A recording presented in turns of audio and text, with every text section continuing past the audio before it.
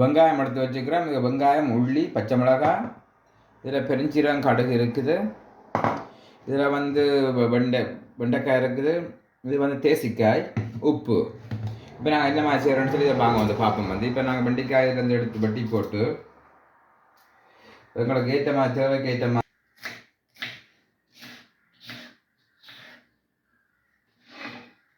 நாங்கள் வெண்டைக்காய் வட்டி முடிச்சிட்டோம். வந்து இப்போ இதை வந்து நல்லா கழுவி போட்டு இப்போ கழுவிக்கில் கொஞ்சம் தேசி புளி கொஞ்சம் விட போகிறோம். இதில் விட்டுட்டு தேசி புளி கொஞ்சம் விட்டுட்டு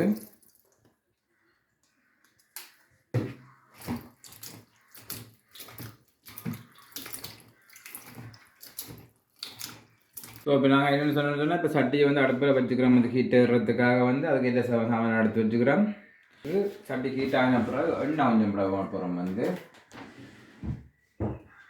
இதுக்கு சட்டி கொஞ்சம் ஹீட் ஆகிருக்குது. நாங்கள் இப்போ இதுக்கு தேவையான அளவு எண்ணெய் கொஞ்சம் விட்டுருக்கிறோம். வந்து என்ன வெங்காயத்தை போட போகிறோம். இதுக்குள்ள வந்து வெங்காயம், உள்ளி, பச்சை மிளகாய் போடுறோம். வந்து போட்டுட்டு இதை வந்து வதக்குறோம்.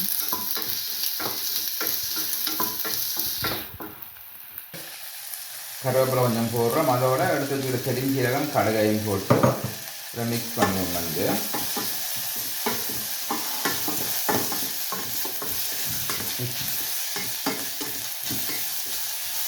இப்போ வந்து நாங்கள் இதோட என்ன செய்ய போகிறோம், இந்த வெட்டி வச்சுக்கிற வெண்டைக்காய் போட்டுறோம். வந்து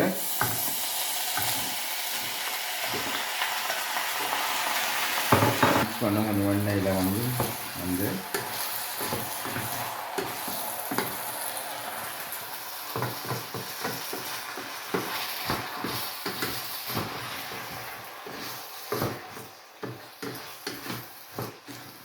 இதோட நாங்கள் தேவையான அளவு வந்து உப்பு போட போகிறோம். வந்து தேவைக்கேற்ற மாதிரி வந்து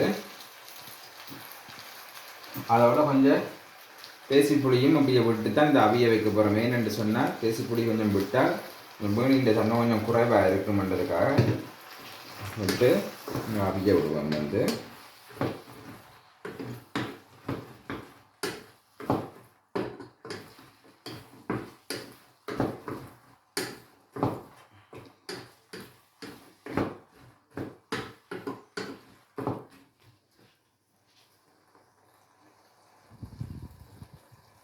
இப்போ நாங்கள் என்ன செய்ய போகிறோம்னு சொன்னால் வந்து இதுக்கு தேவையான அளவு கொஞ்சம் மஞ்சள் போடுறோம். வந்து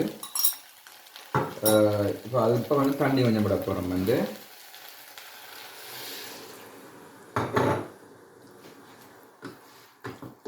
தண்ணி உங்களுக்கு தேவைக்கேற்ற மாதிரி நீங்கள் விட்டுக்கொள்ளலாம். வந்து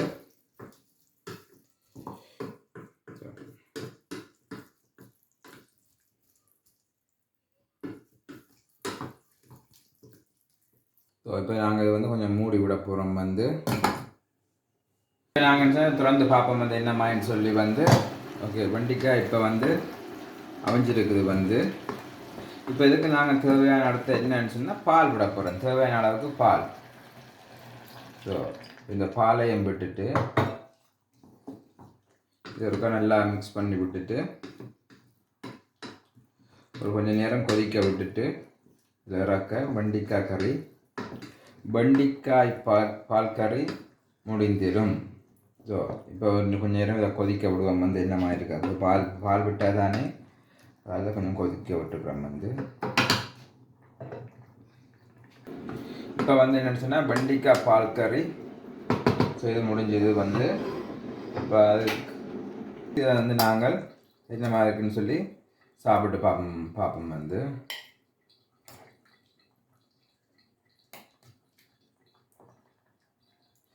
நாங்கள் தேசிக்காய் புளி அவியக்கே தேசிக்காய் புளி விட்டு அவிச்சபடியாக எங்களுக்கு இந்த வந்து அந்த பீனித்தன்மை வந்து கூட வரையில் வந்து பார்த்தீங்களா. வந்து ஒரு நல்ல இதாக வந்திருக்கு. வந்து நீங்களும் இப்படி செய்து பாருங்கள். வந்து நீங்களும் செய்து பார்த்து கமெண்ட்ஸில் என்னென்னு சொல்லி எழுதுங்க.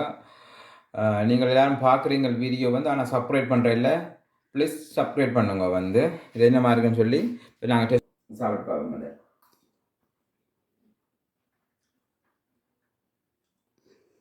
நல்லா வந்திருக்கு.